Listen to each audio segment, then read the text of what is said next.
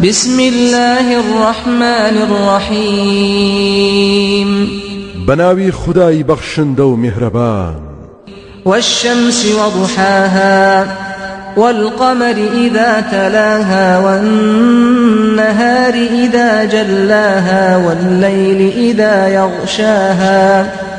سوين بخور و تيشتي خور كلا سرتاي الروش دا سر هلددا سوين بمانگ كاتيك بشويني داديد سوين بروج كاتيك كخور دردخات سوين بشو كخور داد پوشيد والسماء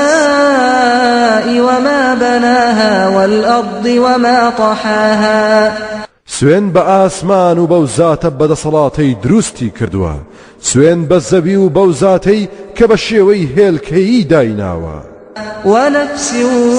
وما سواها فألهمها فجورها وتقواها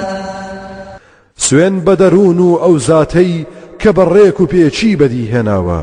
جاتواناي خراپە و چاکە و خودانەناسی و خوداناسی تێدا دابین کردووە قد أفلح من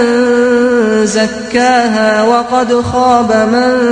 دساها سوێن بەوانە هەموو بەڕاستی ئەو کەسە سەرفرازە کە نەفسی پاک و پوختە کردووە و ئیمان و ترسی خودای تێدا ڕواندووە بێگومان ناومێد بوو ئەو کەسەی نەفسی خۆی ناپخت کرد و ئاڵوودەی گوناه و تاوان و خراپەی کرد كذبت ثمود بطغواها إذ انبعث أشقاها قومی ثەمود بەهۆی سەرکەشی و یاخی بوونیانەوە بڕوایان بە پێغەمبەرەکەیان نەهێنا کاتێک شەقاوە و خودانەناسترین کەسیان خۆی ڕاپسکاند بۆ سەر بڕینی وشترەکە فقال لهم رسول الله ناقة الله وسقياها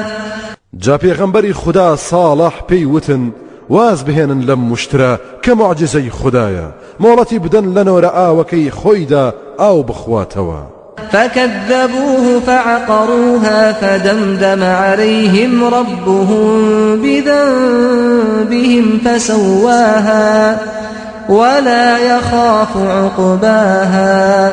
کەچی بڕوایان بە هەڕەشەکانی نەکرد ئینجا وشترەکەیان سەر بڕی ئەو سایتر پەروەردگاریان وڵاتی کاول کردن و لەگەڵ زەویدا تەختی کرد بەسەریاندا و کەسیان ڕزگاری نەبوو بەهۆی گوناه و تاوانیانەوە لە کاتێکدا کە خودای بەدەسەڵات لە سەرنجامی ئەو کارەشی هەرگیز ناترس